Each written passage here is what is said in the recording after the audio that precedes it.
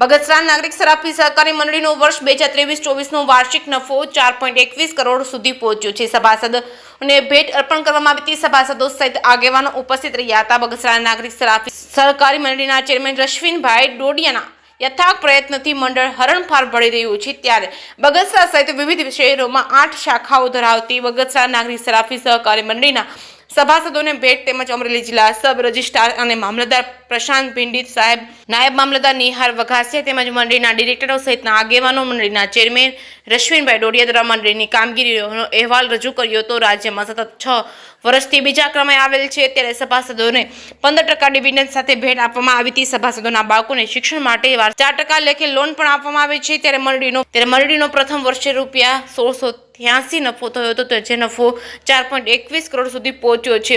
બગસરા નાગરિક સરાફી સહકારી મંડળીમાં 22,000 ઉપરાંત સભાસદો નોંધાયેલા છે। કાર્યક્રમનું સંચાલન મંડળીના જનરલ એમડી નીતેશ ડોડિયાએ કર્યું છે। જે કેસ ન્યૂઝ સાથે ઉમેર મણવર બગસરા।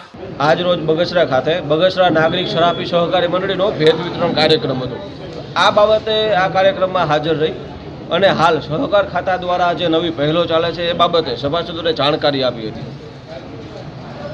જે સેવા સહકારી મંડળીઓ, દૂધ સહકારી મંડળીઓ અને વિવિધ મંડળીઓ જે છે એમને સરકારે નમૂનારૂપ પ્રવૃત્તિઓ મંજૂર કરી અને લગભગ બધી પ્રવૃત્તિઓ કરવાની છૂટ છે સહકારી મંડળીઓને આપેલી છે। એ બાબતની સભાસદોને જાણકારી આપી। આ ઉપરાંત દરેક જે મંડળીઓ છે એને ગ્રામ્ય કક્ષાએ માઇક્રો એટીએમ મળે અને એ મંડળીઓ જે છે એને ઉપાડ કેશ જે છે જમા અને ઉપાડે બંને ત્યાં ગ્રામ્ય કક્ષાએથી જ થાય। આ ઉપરાંત સહકારી પ્રવૃત્તિને લગતી વિવિધ પ્રવૃત્તિઓ જો સભાસદોને કરવી હોય તો એ પણ પેટા નિયમ સુધારા મંજૂર થઈ શકે એ બાબતની જાણકારી આપી।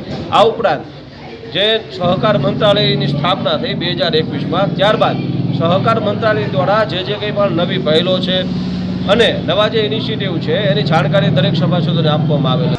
બગસરા મંડળીની સ્થાપનાને 40 વર્ષ પૂર્ણ થયા ત્યારે મંડળી દર 3 વર્ષે સભાસદોને આકર્ષક ભેટ આપતી હોય ત્યારે વર્ષ 2023-24ની લગભગ 70 લાખ રૂપિયા જેવી માતબર રકમની ભેટ મંડળીના 8,000થી પણ કાયમી સભાસદોને આપવાનો શુભારંભ જિલ્લા રજિસ્ટ્રાર સાહેબની ઉપસ્થિતિમાં, મામલતદારશ્રીની ઉપસ્થિતિમાં અને મંડળીના સ્થાપક ચેરમેન રશ્મિનભાઈ ડોડિયા સહિતના વિશાળ સંખ્યાના સભાસદોની ઉપસ્થિતિમાં આજે શુભારંભ કરવામાં આવ્યો છે। અને આ ભેટ 1 મહિના સુધી દરેક સભાસદોને મળી રહે તે માટેની વ્યવસ્થા એ મંડળીના મેનેજમેન્ટ તરફથી કરવામાં આવેલ છે।